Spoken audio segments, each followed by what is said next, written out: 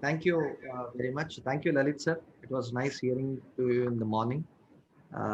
Respected Lalit sir, and I like to thank my big brother, Dr. Vishal Agarwal, for having me in his instruction course. Like to thank AIOS, and nice to see our senior colleagues, Dr. Dharmesh and Dr. Bhuvan as well.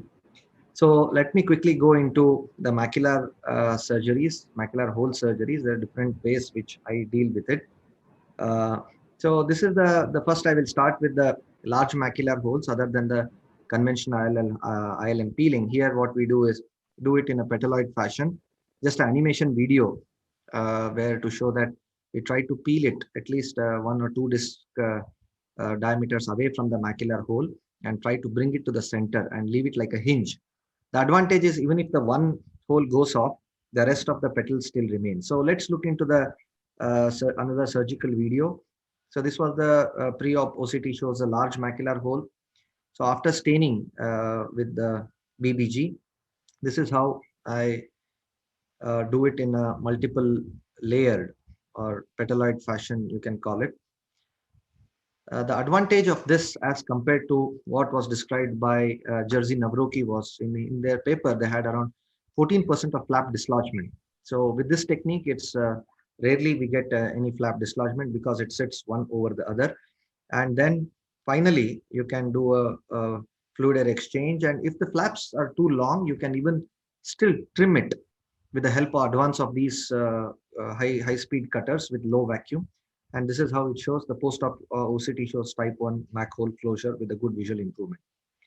And this is the next video where I have started doing it under PFCL.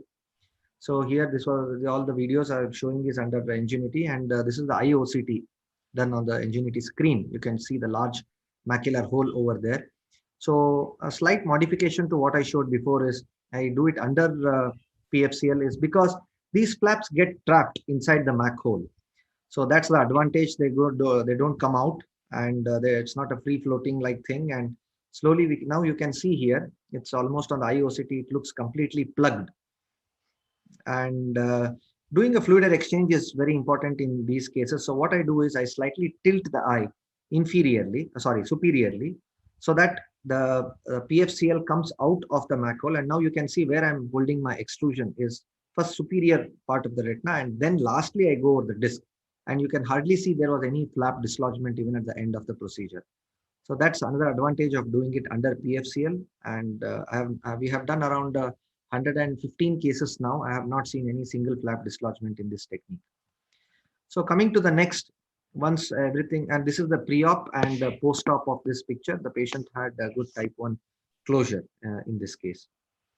So coming to the next set of video is when the failed holes where there is no ILM at all in these cases. So what I do is first, instead of directly jumping into neurosensory graft, what I do here is try to put a viscoat and try to do an ILM transplant. So you can see here, I just put a viscoat there, and from the temporal part of the area, I just take the flap and try to stuff it inside the MAC hole. All care should be taken not to touch the RPE. Otherwise, the whole procedure will be of waste. Though there might be anatomical closure, but no uh, visual improvement. So getting a good sheet temporally is very, very important in this technique. Otherwise, many times we have to keep pulling it. Since it was a large hole, the initial flap I thought was slightly less. So I took a little more flap and slightly try to push inside. So the viscoat, it holds it. And then so now you can see the patient, in fact, improved from 660 to 6/9 with a good anatomical improvement. So coming to the next set, I move is macular hole detachment induction. So here what I do is I learned from one of my mentor, Dr. Curtis, and Dr. Rajiv Muni has published the paper, my senior colleague from Toronto. He has published the paper in Retina.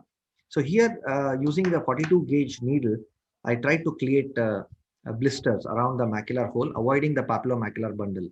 The inferior to the hole, temporal to the hole, and superior to the hole. So by doing this, actually we are trying to create a more elasticity of the retina. And after fluid air exchange, once the macular hole gets detached. So here is what the hypothesis is, probably the edges of the hole is stuck to the RP. And here we have to lyse that 360-degree lysis of that adhesion. So that's the main intention of doing this technique. I've done around 4 cases, and 3 cases have been successful with this technique. So now you can see here with the after the fluid exchange, because of the gravity, it comes into the center, and this you can see the pre-op and the post-op. You can see there is a pretty good macular hole closure. So this was the paper which I was talking about, induction of macular detachment for the treatment, and this was published by Dr. Rajiv Muni.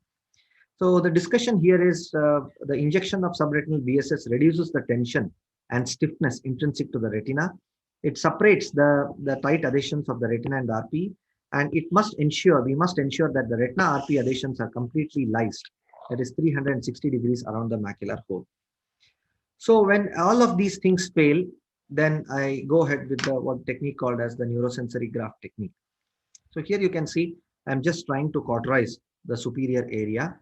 Wherever there is less of blood vessel, try to take that area as close to the posterior pole as possible. And I inject 42 gauge with the 42 gauge needle. I inject a BSS because while lifting this flap, I don't want to damage the RP or the choroid. So initially we can start with the bimanual technique where you can use the chandelier illumination so that we can cut it with both the hands. And once we are acquainted with, then we can just do it unimanually as well.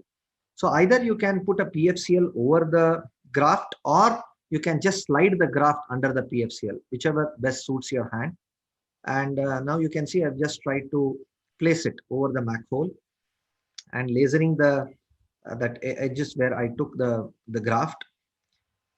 And doing a fluid air exchange is again very important. IOCT shows it on place because we do in this fluid air exchange, we don't want the graft to get displaced.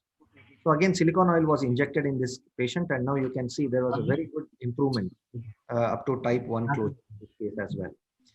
So this is another large macular hole of 1076 micron. So this was a traumatic macular hole. So this, I call it as our fellow Dr. Giriraj has named it as a dancing graft. So here I tried to cut it same like that as I showed in the previous video. Everything was similar. In fact, the cutting was more proper than compared to the last video. And after that, I tried to put it in the center and put the PFCL. You can see there, but the edge of that graft got attached to the forceps and it started floating. So I just removed it, everything, and then again placed the graft. And again, it started lifting. Again, I had to remove it. And finally, it was settled well. Then I thought everything is over. Let me laser the graft edge. But again, if you can see here, while doing fluid air exchange, the graft was again moving. Again, brought it to the center. The little amount of fluid also was causing it to move. Then I thought something is not right in this case. What was happening? I could see some vitreous strands still there. So that's where I realized that probably the PVD was multi-layered. It was not induced properly. And then you see here, I hold the graft in the left hand and then properly induced the PVD again. And then you can see finally the graft settling well. I thought all is over and the graft is sitting nicely. I did fluid air exchange. And again, after silicone oil, again the graft started slipping. Finally, I thought I'll complete the silicone oil and then I will bring it to the center and place it.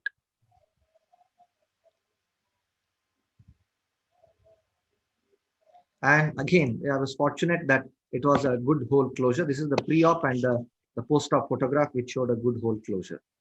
Now, this is my last video. This was the case of a policeman who got hit with the lathi accidentally while doing lathi charge in some areas. So here I did a vitrectomy. There was a nasal RD in this case. There was a small break. I just tried to cryo that break. So here I thought I could, since I'm already inside doing vitrectomy, I thought I could inject subretinal TPA in this case. So first I settled this RD and then I injected TPA. You can see here, it was like a form of a blister which was formed. And then I left it, but unfortunately the patient developed macular hole. So it was difficult for me to analyze whether it was the subsequent course of the trauma or whether my injection of TPA caused a macular hole. Nevertheless, I went ahead, and I had to close this hole. And you can see the large macular hole there. And so here I started again doing a multi-layered ILM flap technique.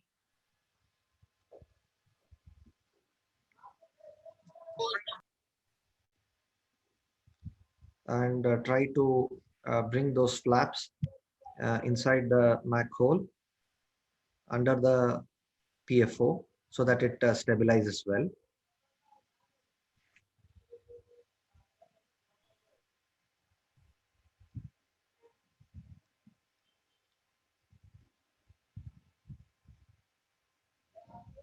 Okay. So then fluid air exchange was done. Again, careful fluid air exchange is important.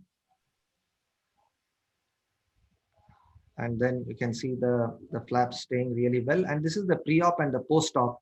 And again, I was again fortunate that the macular hole closed really well, and the patient had an improvement of 6/60 in this case. So there are various things mentioned in the literature.